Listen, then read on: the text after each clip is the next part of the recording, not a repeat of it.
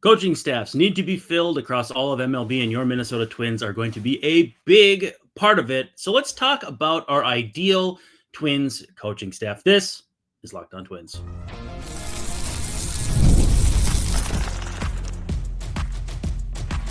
You are Locked On Twins, your daily Minnesota Twins podcast. Part of the Locked On Podcast Network, your team every day.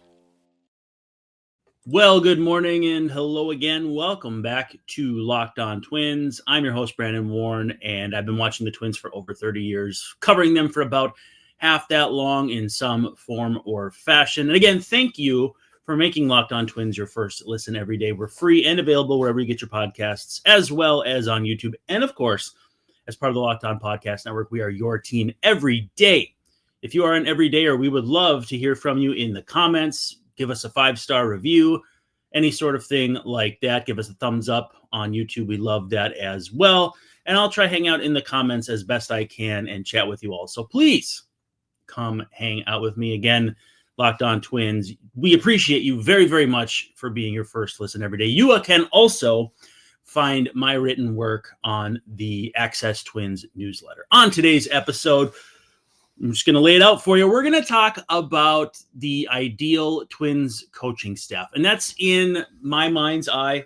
I've chosen 10 different men to coach different roles. And it'll be mixed on some changes, some things I think the Twins need to improve on, some places that I think they need continuity, and we'll just kind of go from there. Before we do that, though, today's episode is brought to you by Game Time. Download the Game Time app, create an account, and use code LOCKEDONMLB for $20 off your first purchase. Now, I will say this. If you look up the Twins coaching staff on twins.com, you will see it's 12 or 13 names listed. That includes bullpen catchers. I did not get into who the bullpen catchers are going to be. That to me, pretty much not a big deal. I don't care about who the bullpen catchers are. I hope whoever they are, they enjoy it, whatever, but I'm not trying to micromanage to that level. And I want to be clear too. There will be a sin of omission. You know, you hear of sins of commission, which is one thing, and then sins of omission, which is just leaving somebody out. Just because I may not have, let's say, Colby Suggs on my coaching staff doesn't mean I think he doesn't do a good job. And it doesn't mean that I don't think he'll be back. But I just want to be clear that if I pick a different bullpen coach, it is not indicative of how I feel about Colby Suggs. I'm kind of trying to idealize here. And so I want to make sure that I'm very, very clear about that, because I don't want anybody who sees this to think that I'm trying to dog anybody who's there. I just think if you're going the route of a new manager, as the Twins have committed to, you do have to have some new blood sprinkled, easy for me to say, in there in a couple different spots. Now, I'm trying to remain mostly realistic. I will say, though, that I'm aware there are going to be parts of this that may not seem likely or maybe not even possible, but I didn't go crazy as far as, like, if you're on MLB The Show and you're just hiring the top options at each level. I tried to have some intent on fit and what their role would be. You know, sometimes your first base coach is also your outfield coach. Sometimes your catching coach does something else. So I tried to kind of weave that all together in a manner, excuse me, to make this with as much continuity and flow as possible. So let's start at the top. Manager. We did the managerial draft in the most recent episode. Dave was with me. He is out today. And he had his 10. I had my 10. And I think I came away with the idea that my number one candidate, and this will become even more apt now that the Yankees are eliminated and older horses. It's not Aaron Boone, but James Rowson.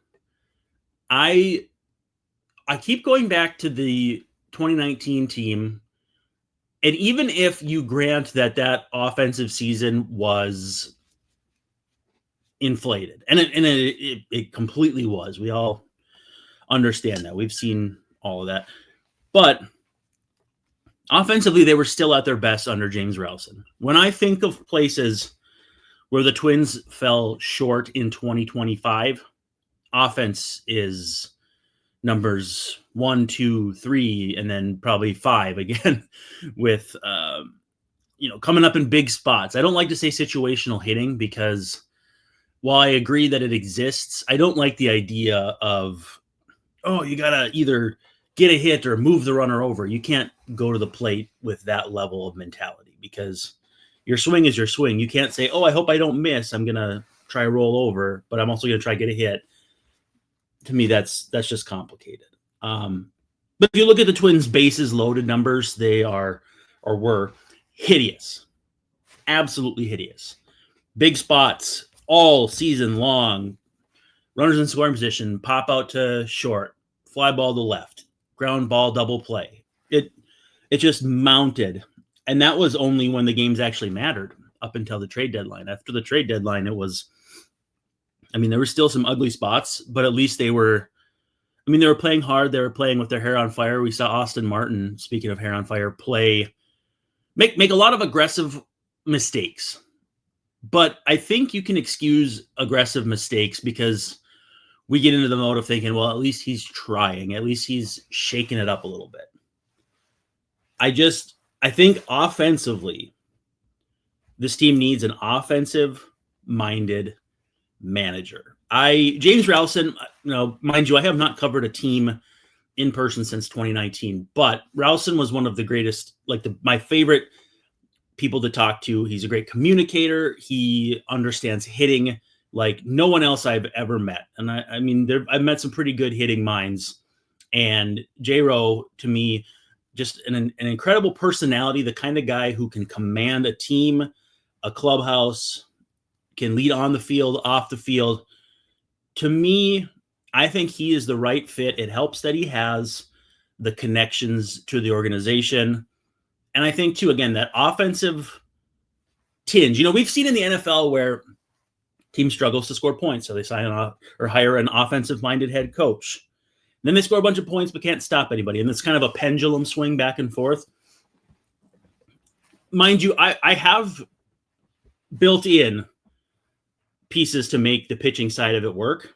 And I don't know. Rocco was an outfielder, so I don't know if you'd say, he would be more of an offensive manager or whatever. But to me, it's clear that James Rowson would be that offense-oriented or offense-first manager. And so it kind of all trickles down from there. Again, James Rowson, I still think nobody should sleep on the potential of Aaron Boone being the next manager or on the coaching staff, if that's something he's willing to do. The Twins, obviously, with similar power structure, not the same. Not that I think, things have changed without Thad Levine, but I think Jeremy Zoll is not much of a rock the boat kind of guy. So I think if you consider what Derek Falvey would want from a manager, that hasn't changed much over the years. And Boone was one of the finalists or was in the conversation to, if not manage the Twins in 2019, but join the coaching staff. So I wouldn't sleep on Boone, but I'm still far more attached or enthused by the idea that James Rowson should be the manager. So everything we do will trickle down from that. We got a bench coach, assistant bench coach, hitting coach, pitching coach, assistant pitching coach, bullpen coach, first base coach, third base coach, and quality control coach. Before we get into all that, though, we will take our first break. And then, when we come back, I got some fun names, some holdovers, some new guys, and a little bit of this and a little bit of that. And before we get to that, though, let's take a pause. And for that first pause, we're going to talk about Rougiette. What do you have when you have a bald eagle standing on top of a silverback gorilla riding a T-Rex? Now, first of all, that sounds awesome. But you have confidence, pure confidence. And if you're looking for something beyond the usual pill, it's time to meet Rougiette Go Long. That's where Rugiet Go Long comes in. It's not just another ED pill. It's a total game changer for your confidence, man. Go Long combines 2 doctor-trusted medications in one dual-action formula so you can get hard and go the distance. You're not going 5 innings and waiting for a reliever. You're going all 9, baby. The effects can last up to 36 hours. That's like a doubleheader and a day game besides. That's confidence all day, all night, and even into the next day. The process also is simple. Connect with a board-certified doctor 100% online, and if prescribed, your treatment ships discreetly to your door, right to your front door. And if prescribed, it's shipped right in a plain cardboard box. Very, very discreet. Obviously, you don't want anybody all up in your business when it comes to that sort of thing. But get some confidence back in the bedroom. If you're ready to level up that confidence, head to RUGIET.com and use code LOCKEDONMLB, and they'll get 15% off your first order for you. That's RUGIET.com. Promo code LOCKEDONMLB. Make sure to use your code so they know who sent you. All right, folks, we are back here, second segment, and we are going to discuss the coaching staff, the ideal coaching staff under manager James Rowson. If you missed the first segment, which I'm not sure how you would have done that, James Rowson is my choice to be the manager for Minnesota Twins. There are lots of really interesting choices. When we did our managerial draft, there were a few people that said, wow, this is kind of an uninspiring list. I think it's more along the lines of there's not really a home run hire out there. Now, it doesn't mean that if you hire Craig Albornoz from the Guardians, that wouldn't be a home run hire, just that there isn't a bevy of knockout candidates in this cycle. I think Skip Shoemaker may have been on that track, and he was snapped up pretty quickly. But as I had read, I think it was in The Athletic, there were many teams that reached out with interest in Skip Shoemaker, and the Rangers are like, all right, we got to lock that thing down, and did just that. So first domino in the managerial cycle fell quite quickly, not only during the playoffs, but early in the playoffs. Okay. So we're going to probably split this up into 5 and 4 for these last 2 segments. Bench coach. I'm going with Hank Conger, and I'm also retaining him as a catching coach. I don't know that needs to be specified, but obviously his expertise as a player was catching. And as far as bench coach goes, this is not a knock on Jace Tingler. I just think Rocco's out. I think Tingler probably is out the door as well.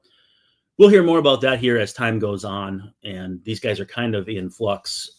In the case of some, because we don't know a lot of their contract status, there will be some that just their contract expires and they become de facto free agents. But I'm taking Hank Conger because from what I understand and what I've seen, he's a really great communicator. He resonates with all the guys on the roster. I think of catchers, it's kind of a running bit. Former catcher might be something there. We love our former catchers as coaches, managers, etc. And it's Conger already being here to me makes it obviously easy to retain him. But I think he just the personality, the interpersonal skills, and how he's viewed in the organization. Again, my perception, not necessarily that I know for sure. But I feel like of the existing coaching staff, he would be my most likely holdover. So I'm bringing back Hank Conger. He's going to be my head bench coach, if you can call it that. No longer the assistant. He will have an assistant, though. And my assistant, this is kind of fun. How about Denny Hawking? Who could help the Twins, a team with guys like the Twins are kind of adopting that quasi-Rays Dodgers mindset of having guys who can play all over. Maybe it'll be less so in the future as the Twins move on to a new manager and no longer part of the Joe Madden tree, or who knows, maybe they go back to that tree. We honestly don't know. But Denny Hocking played everywhere. He was a grinder, an everyman, the favorite of Tom Kelly, who still has, I think, some prominence in the organization, definitely as a figure, if not as someone who actually uses their voice. And when I think of someone who got the most out of their talent, who could have so many different ways to, use his influence and use his experience to help develop players. And this is a guy who's worked with USA Baseball extensively. I also think, too, at this point in his life, his kids have grown up. He may be looking for the next change, and hopefully it'll be something he'd be interested in. I considered him for first base coach as well. More on that in a little bit. But if Hank Conger's my bench coach, Denny Hocking, I would like to be my assistant bench coach. I think you're going to get so much institutional baseball knowledge from him. He's been around the game for so long. And again, I have so much respect for guys whose work ethics helped them exceed what may have been their talents. That's not meant to be a disrespect to Denny Hocking, who I like to joke is the best number 7 in Twins history. But I do think that Hocking would be just an exemplary fit on my ideal coaching staff. Now, this one, probably not going to be popular. But on the hitting coach side, I'm sticking with Matt Borgschulte. Now, hear me out. I think continuity at the hitting coach position, at least for one more year, is important. I think you also let James Rowson handpick his hitting coach.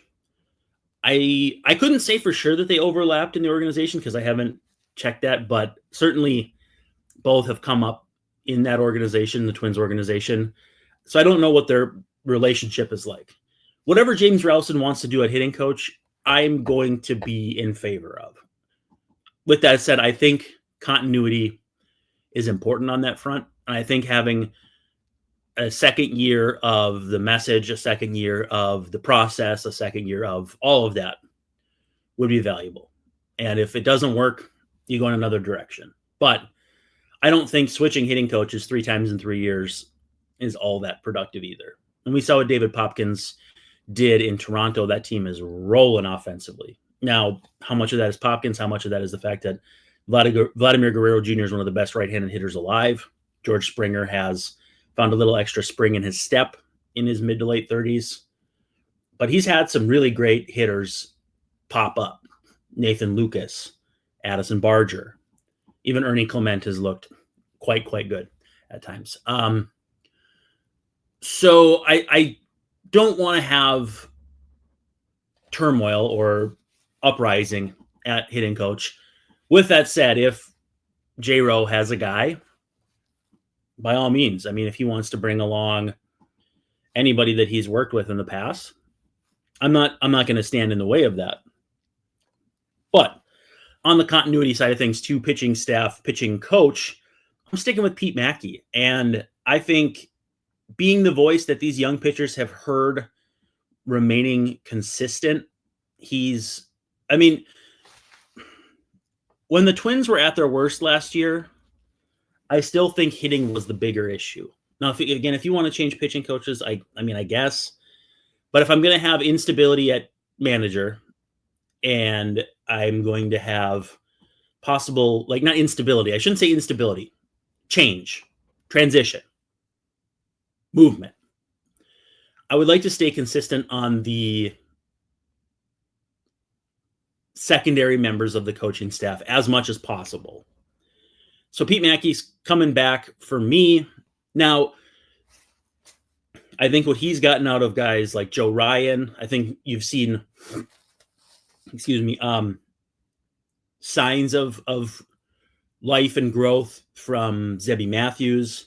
There's been moments where David Festa has looked like a future starter in this league. Simeon Woods Richardson closed the season on an exceptional run that I don't think we're talking about quite enough. So I'm sticking with Pete Maki, and I'm going to have some really good support staff for him that we'll get to here in the final segment. But so far, my ideal coaching staff for your Minnesota Twins in 2026. Manager James Rowson, bench coach and catching coach Hank Conger, assistant bench coach and infield coach, field coordinator, something like that, Denny Hocking. Hitting coach, we're going to go back with Borgschulte, if you prefer. And then Pete Maki as pitching coach. We got assistant pitching coach, bullpen coach, first and third base coaches, and quality control coach. But before we come back to that, we're going to take our last break, and then we'll finish strong and see where this goes. But not before we give some love to our old friends at FanDuel. The NFL season is here. It's in full swing. And FanDuel has an offer they don't want you to miss. Right now, new customers can bet just $5 and get $300 in bonus bets if you win. That's right. Pick a bet, put down $5, and if it hits, you'll unlock $300 in bonus bets to use all across the app. I've never seen a deal like this. I've seen $5 for $100. 5 for $150, 5 for $200. I think I've even seen 5 for $250, but never 5 down, $300 on your rolls. If that $5 bet hits, you got something you feel really good about. Like, who are the Titans playing this weekend? Actually, that didn't turn out so well last weekend. But if you've got something you feel really good about, put $5 down, and suddenly you will have $300 in bets to play with. Makes watching football even more exciting when you've got a little something riding on the action, whether it's same game parlays, live bets, you name it, they've got it. You got to check out the app. It's a FanDuel app. Download it. Go check it out. And whether you're a casual or if you love diving into the stats, FanDuel makes the game day experience so much better. So what are you waiting for? Visit FanDuel.com to download the FanDuel app today and get started. All right, coming down the home stretch here, Locked On Twins, Brandon Warne, and we've got Dave Brown out today. We have 5 spots left on the coaching staff. For assistant pitching coach, I want to bring in Ethan Katz from the White Sox. Just recently announced that he would not be back, along with Marcus Tams. Drew Butera, who does not factor into my coaching staff, but would be great if he did. I have no issues with that. And if you make a role for him, I think he would be a phenomenal addition to any coaching staff. Again, possible future manager, former catcher, so there might be something there. But Ethan Katz has been one of the more well-regarded modern pitching thinkers. You know, we think about the older era with Ray Searage and Mel Stottlemyre. And I mean, there's Mike Maddox, and for some reason I'm forgetting the guy that worked with Bobby Cox all those years in Atlanta. There's been lots of old school pitching coaches. The newer school, Ethan Katz is one of the most well-known in that area. I think you have to look at how well guys like Rule 5 pick Shane Smith pitched this year. He's developed some pretty good guys over his career in terms of Chris Sale, Carlos Rodon, Garrett Crochet. Granted, not all of those had their best years right away or necessarily immediately upon coming into contact with Ethan Katz. But I think you bring him in with the idea that also, I mean, he could take over the head role eventually. I'm not trying to usher Pete Maki out the door, and in fact, quite the opposite. But when a talent like Ethan Katz becomes available, you have to at least kick the tires. So he'd be my assistant pitching coach. My bullpen coach, and this is a reprisal, is Jeremy Hefner. Now, if you wanted Jeremy Hefner, easy for me to say. If you wanted Hefner to be the assistant pitching coach, I'm not going to argue with that. And if you wanted Colby Suggs to hang around as bullpen coach, bully. I have no problem with any of that. But when there's talents like Ethan Katz and Jeremy Hefner available, and the cost to get coaches like that, when you're not likely to spend much on your payroll, we don't know yet, but I think we're all kind of trending that direction. you're going to have to prioritize development, and you can pay extra to coaches relative to players because it's a whole lot cheaper to retain or collect and retain a terrific coaching staff than it is to go out and sign a big time free agent. So the Twins, if they're going to go the cheap route, and I mean, they kind of already have, I think if you prioritize player development by going after some of these well sought after, well regarded coaches, there's definitely a synergy to it. Yes, we need to develop these players. Let's put them in the best possible position by giving them phenomenal coaching. So my pitching coach staff would be Maki, Katz, Hefner. Now that would be a step down for Katz. That would be a step down for Hefner. But both of them are, as of this discussion, unemployed. I think if you can build a three-headed monster of pitching coaches and pitching minds like this, you have so much potential to see the best versions of SWR, Marco Raya when he comes up, Connor Prelip when he comes up, any of the younger guys, in addition to maybe finding another gear with Bailey Ober. And that's before you consider that I really still hope that Pablo Lopez and Joe Ryan are, the first two starters out of the gate in 2026. So I think you're bringing in an offensive-minded manager. I would really hammer pitching development from all angles by bringing in this trio. Now we get to the fan favorite side of things. First base coach / outfield coach. Give me Torii Hunter, man. I know people want Torii to be the manager. I know there's been some discussion about him in the mix in Anaheim / LA / Orange County. I think we all kind of expect Albert Pujols to get that job, but Torii's been on that staff. I could see Pujols just keeping him too. So I don't know. But if you brought in Torii as your first base coach and your outfield coach, you've obviously got a guy who knows a ton about playing not only center field, but the corners, and is going to be a fountain of knowledge when it comes to how to play a capable defensive outfield. And then first base coach, very few players that I watched growing up were better at reading pitchers, in my opinion. He could find a tell in a pitcher and could steal first base running when the guy came set. And to me, it was every now and then you get picked off. That's the nature of the beast. That's the nature of the risk that you take doing so. But Torii, to me, was one of the best at reading pitchers that I can remember seeing. And I think that wisdom as an outfield coach, first base coach, and by virtue of that, like maybe base running coach, I think he would be an incredible an incredible source of knowledge and learning and teaching for all these young players coming through. I can't think of too many better players. I just don't think manager is in his future. I don't think manager is the right role for him. And to that end, I think he would be better off as a coach, a prominent coach, but still a coach all the same. On the third base side of things, and I know this is going to be unpopular, but I'm sticking with Tommy Watkins. Tommy Watkins is Byron Buxton's guy.